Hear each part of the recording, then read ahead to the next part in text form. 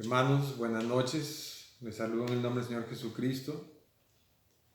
Esta noche vamos a continuar con el estudio de los días miércoles de la Iglesia Comunión, Gracia y Paz.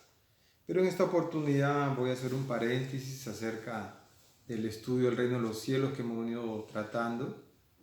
Un poco para que la palabra pueda decirnos otras cosas, reconociendo también el sensible fallecimiento de nuestro hermano Mario, y dándole la gloria al Señor, que Él lo tiene en su presencia, y recordarlo como un hermano que estuvo siempre al servicio de la obra de Dios.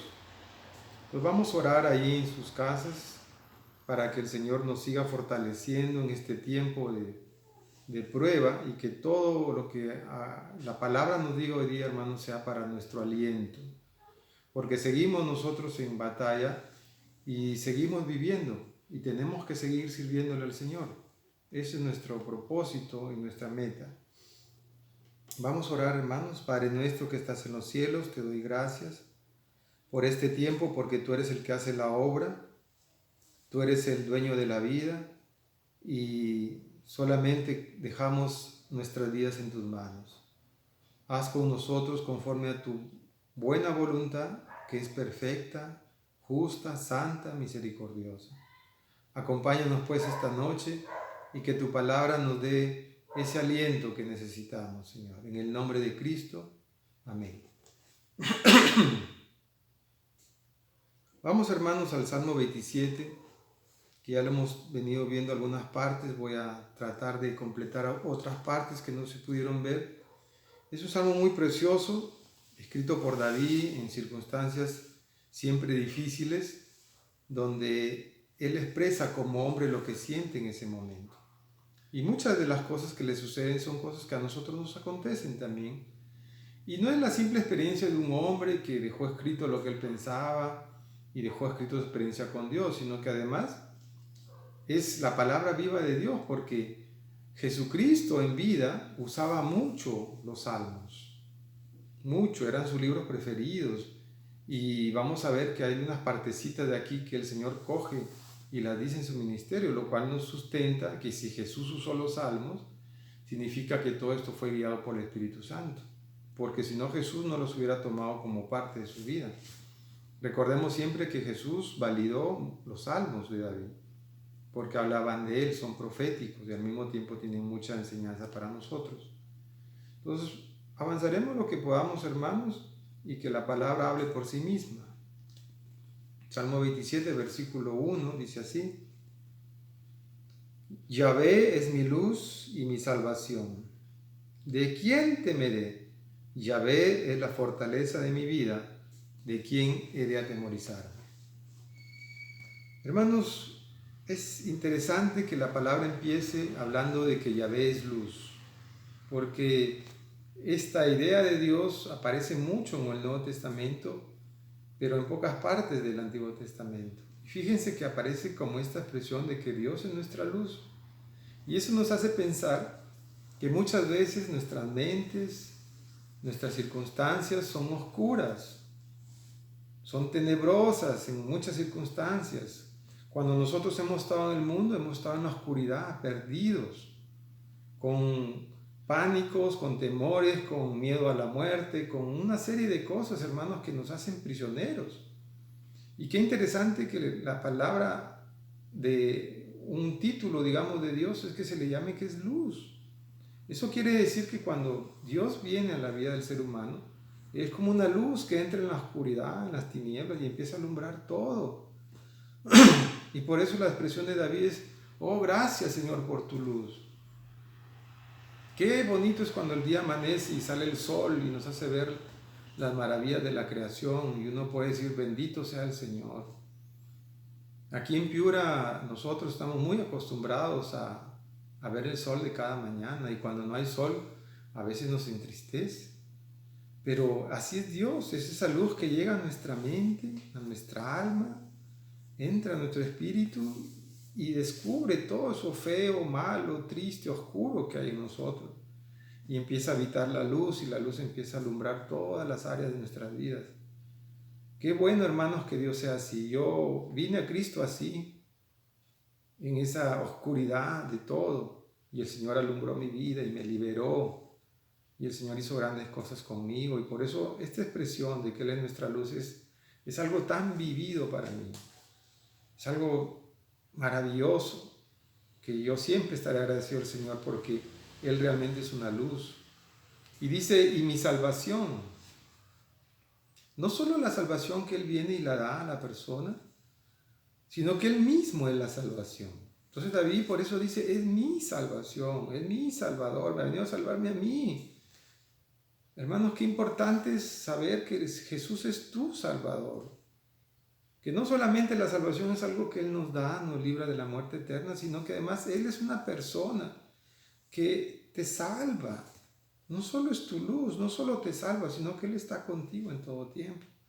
Y qué hermoso que David expresara eso. Solo se lo pudo decir el Espíritu Santo. Solo el Espíritu Santo se lo pudo decir, no se lo pudo decir nadie más. Yahvé es mi luz, Yahvé es mi salvación. ¿De quién debo tener miedo? ¿A quién le debo temer? Hermanos, la iglesia viene enseñando esto hace tiempo, de que nosotros continuamente estamos en batallas. Pero lamentablemente la iglesia de los últimos tiempos ha sido muy teórica, digamos, o los hermanos no han experimentado esta parte de que el temor es real, porque hemos vivido un tiempo de mucha gloria con Dios, de mucha alegría, pero esta porción del Evangelio tenía que llegar un momento en que lo tenemos que poner en práctica, y hoy día es cuando tenemos que ponerla en práctica. Hemos sido muy teóricos, todas las iglesias, todos nosotros. No hemos estado acostumbrados a enfrentarnos con el temor mismo. Y este es tiempo de práctica, hermanos. Yo mismo me sorprendo porque yo pensaba que tenía la práctica. Yo pensaba que solamente diciéndolo ya uno realmente dejaba de temer. Pero era teoría, hoy día realmente es la práctica, hermanos. Y por eso tenemos que estar confiados y esa verdadera expresión de David, decir, de verdad, Señor, tú eres mi luz. Yo quiero que seas mi luz hoy, mañana, en todas las horas de mi vida, que alumbres mis oscuridades, mis temores, y que seas mi Salvador, que estés a mi lado. Hoy es tiempo, hermano, de poner en práctica eso, y qué bueno que yo, tú y toda la iglesia está aprendiendo a caminar de nuevo. Hermanos, glorifiquemos al Señor. Yo sé que humanamente a veces no vemos, como que no vemos la salida, no vemos esa luz, pero es la práctica la que nos está enseñando a ver la luz de Dios. Confíe en la expresión de David porque es una expresión que Jesús la usa. Y él por eso dice, yo soy la luz. Yo soy la luz. Dice luego, cuando se juntaron contra mí los malignos, mis angustiadores, mis enemigos, para comer mis carnes. Era una persecución a muerte contra David. Probablemente llevaban perros para devorarlo. Algunos dicen que verdaderamente querían hacer canibalismo, pero era un odio tremendo de destrucción contra David. Y él dice que estos enemigos furiosos querían comerle sus carnes. No sabemos si era literal o si realmente eran perros que iban a tirarle para que se los coman. Pero hermanos, miren la expresión de la violencia contra David que nos representa. La violencia contra la iglesia, contra el mundo, de personas perversas. Y el Señor dice, David dice, aunque un ejército acampe contra mí, no temerá mi corazón. Aunque contra mí se levante guerra, yo estaré confiado. No solo es el temor a la guerra o el temor al ejército, sino era el temor, lo que más temor causaba en la antigüedad, era ver al ejército en campamento, ahí acantonado en grandes cantidades de soldados. Y la impresión de ver un ejército acantonado de grandes cantidades de soldados, eso producía pánico. No solo el hecho de saber que había una guerra o venían a atacar, sino el hecho de ver todos los enemigos ahí acampados. Eso producía un impacto tremendo en las personas que iban a la guerra. Habían guerras que se ganaban solo mostrando el número de soldados. Y los que eran poquitos con eso ya salían corriendo. Pero en medio de ese contexto, de muchos enemigos, de ejércitos acampados, listos para atacar, él dice, yo voy a estar confiado. Realmente, hermano, me causa algo excepcional en mi mente esto, ¿no? ¿Cómo él podía estar confiado viendo tantos enemigos, hermanos? ¿Cuánto necesitamos aprender nosotros de tener frente a tantos enemigos y decir, yo estoy confiado en mi Señor? Yo confío que Él es mi luz, mi salvación, mi roca eterna, mi Salvador. Qué importante es, hermano, estar confiados en medio de todo esto. Dice, una cosa he demandado a Jehová, a Yahvé, esta buscaré, que esté yo en la casa de Yahvé todos los días de mi vida, para contemplar la hermosura de Yahvé y para inquirir en su templo. David tuvo la oportunidad de llevar el tabernáculo de Moisés cerca de su vivienda. Y hay una parte que se llama el tabernáculo de David, a pesar que él no era el sumo sacerdote. Él pudo tener cerca el tabernáculo, a pesar que él no era de la tribu de los levitas, a pesar que él no era un sacerdote. Él tuvo la oportunidad de tener el tabernáculo de Moisés cerca a su vivienda y le llamaban el tabernáculo de David. Él lo ministraba, él apoyaba ahí. Y él por eso experimentó esta expresión. Dice, yo quiero estar todos los días de mi vida cerca a tu templo. Hoy día el templo de Moisés ya no existe. El tabernáculo ya no existe. Porque en ese tiempo era el tabernáculo, después fue el templo que construyó su hijo de David. Y de ahí fue el templo reconstruido, y el templo ya no está físicamente. Pero la palabra de Dios dice que los cielos es el trono de Dios. Y la tierra es donde el Señor pone sus pies. Estrado de sus pies es la tierra. Cuando la congregación se reúne y donde la congregación decide reunirse y congregarse, se vuelve estrado de los pies del Señor. Ya no es el templo de antes, porque era sombra de lo que debía venir, porque el templo es la sombra de Jesús. Pero cada vez que nosotros que somos cuerpo de Cristo y que nosotros dice somos templo del Espíritu Santo, cada vez que nos reunimos, ese lugar de reunión se vuelve en el lugar donde el Señor reposa sus pies. Luego es un lugar donde está Él habitando. Y por eso es que debemos amar congregarnos. Debemos amar el lugar donde nos reunimos. Porque es el lugar donde el Señor ha puesto sus pies. Porque toda la tierra es el estrado de sus pies. Hermanos, y decía David, yo quiero estar ahí todos los días de mi vida. Buscando, inquiriendo, queriendo estar en su presencia. Ese es mi anhelo, decía David. Porque Él me esconderá en su tabernáculo en el día del mal. Me ocultará en lo reservado de su morada. Y sobre una roca me pondrá en alto. Él tenía la experiencia directa de que él no podía entrar al lugar santísimo. Solo el sumo sacerdote. Y a ningún ser humano se le ocurriría esconderse en el lugar santísimo. Entonces él dice, en lo secreto, refiriéndose al lugar santísimo, ahí yo me voy a esconder porque ahí nadie se va a meter.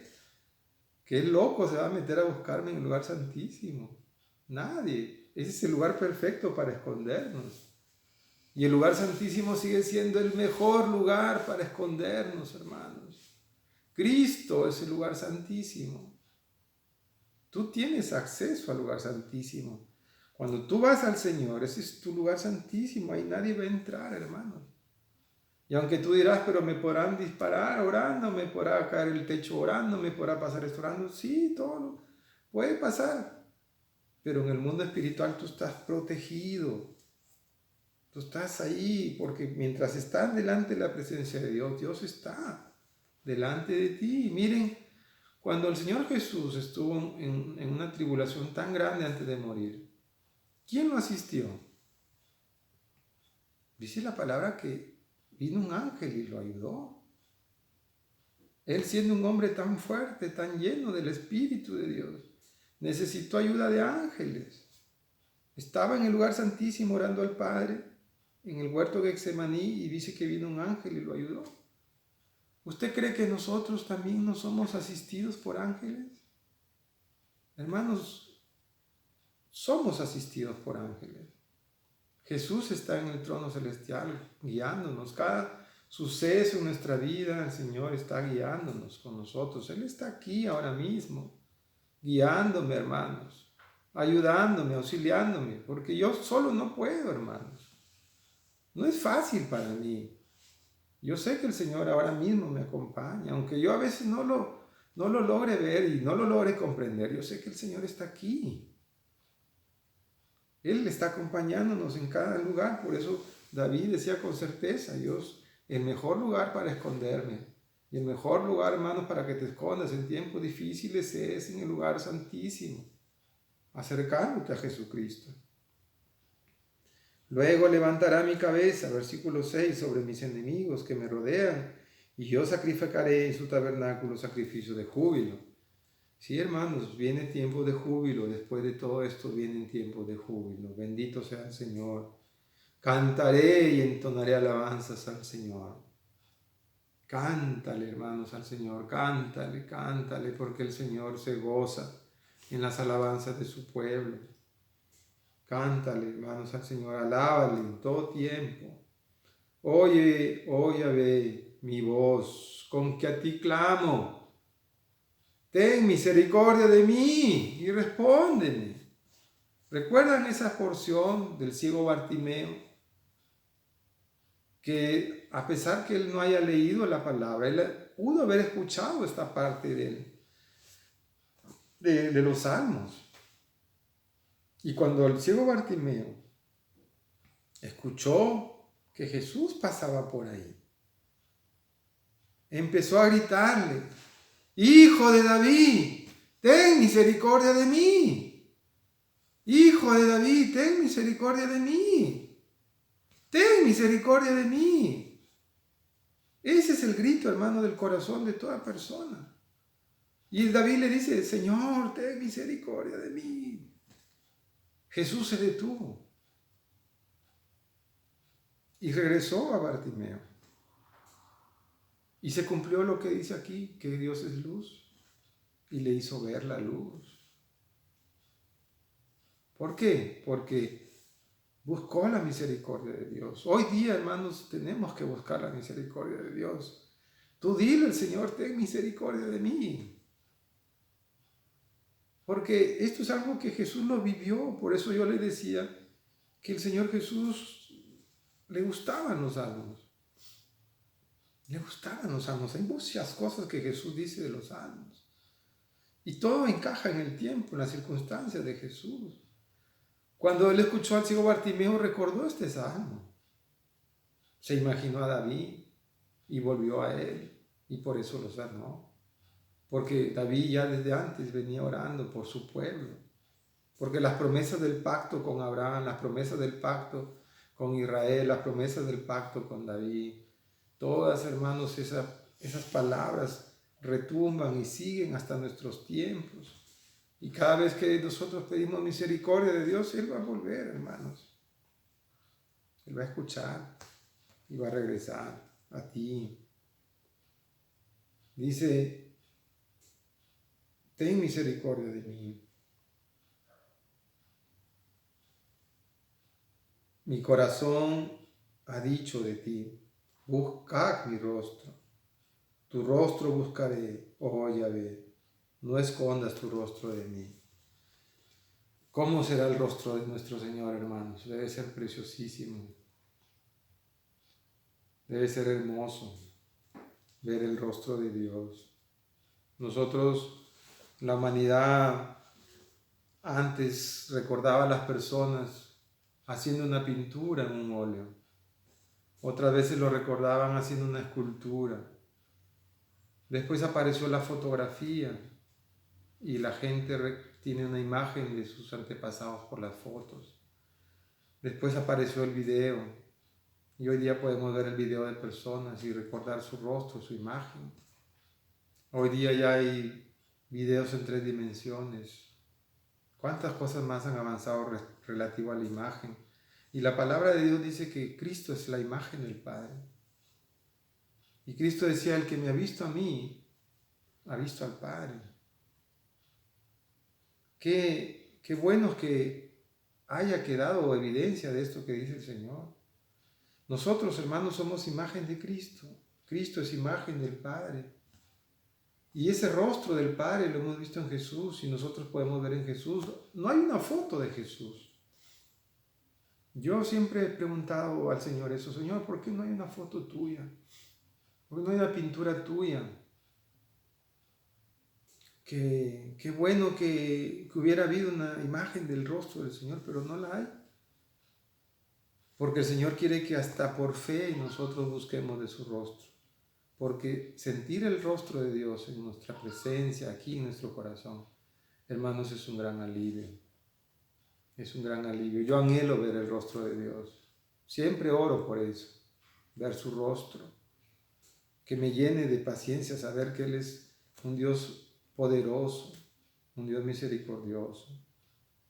Pero la promesa es que lo veremos en los cielos, hermanos. Veremos el rostro del Señor. Dice, no escondas tu rostro de mí. No apartes con ira a tu siervo. Mi ayuda ha sido, no me dejes ni me desampares, Dios de mi salvación. Aunque mi padre y mi madre me dejaran, con todo Yahvé me recogerá. Sí, hermanos, hay muchas luchas que las vamos a pelear solos. Probablemente tú, hermano, estés peleando ahora una lucha solo. Y es doloroso. Es bien doloroso pelear la batalla solo. Pero quiero que recuerdes que la palabra dice que aunque el Señor no esté presente físicamente y aunque no tengas padre o madre y estés solo en una batalla, dice, con todo el Señor no te dejará, hermanos.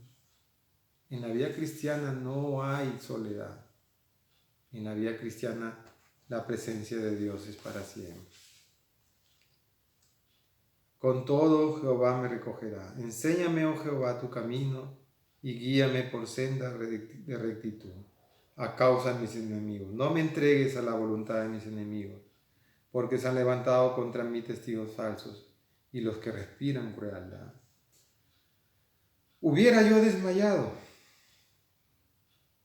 si no creyese que veré la bondad de Yahvé en la tierra de los vivientes. A veces, hermanos, pensamos desmayar. Yo también muchas veces he pensado desmayar. Y probablemente tú, hermanos, hay días que quieres desmayar, que ya no puedes más. Yo puedo dar fe de mi esposa, que pasó muchos años sufriendo, casi ya a punto de tirar la toalla, de desmayar en su fe. Y mi esposa es un ejemplo vivo de que el Señor nunca nos deja solos. Y yo estoy aprendiendo mucho de ella, a luchar, a no desmayar, a pesar de los obstáculos. No desmayar, hermanos. Nuestros pastores son un ejemplo de no desmayar, son indesmayables. Hermanos, no importa que las luchas a veces sean solos, porque habrán luchas solos, pero dice la palabra que Él está con nosotros. Aunque tu padre y tu madre te dejaran, Él va a estar contigo, hermanos. Si no, ya hubiéramos desmayado hace mucho tiempo. Y dice para terminar, espera, aguarda a Yahvé. Esfuérzate y aliéntese tu corazón. Sí, espera a Yahvé. Espera a Yahvé, hermanos. Fíjense que este hermoso salmo termina siempre, no solo con la esperanza, sino con esa palabra que la repite el Señor a lo largo de la Biblia. Esfuérzate. Esfuérzate, hermano. Esfuérzate, yo sé que tú puedes. Yo también lo voy a lograr. Yo me voy a esforzar, hermanos. Quiero serle fiel al Señor en medio de las circunstancias. Tenemos que esforzarnos, hermanos. En medio de todo dolor, de todo sufrimiento. Esfuérzate, hermano, porque el Señor no te va a abandonar.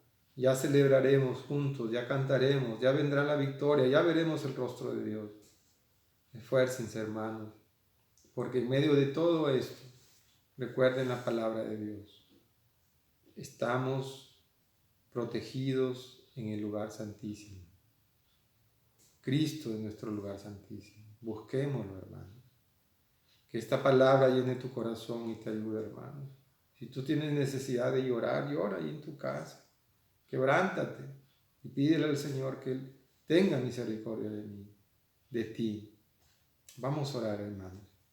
Señor Padre, te doy gracias por este tiempo, pequeño pero valioso para el reino de los cielos.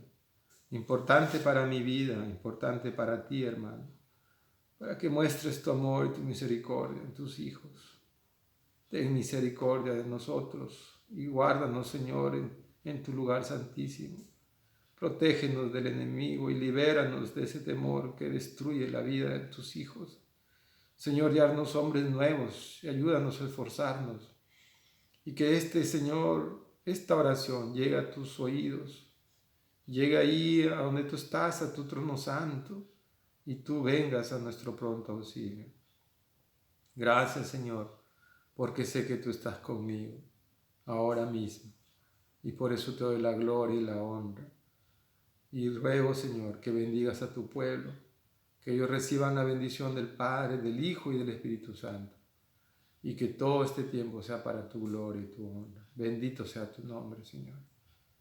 Dios los bendiga, hermanos, y que Él tenga misericordia de ti.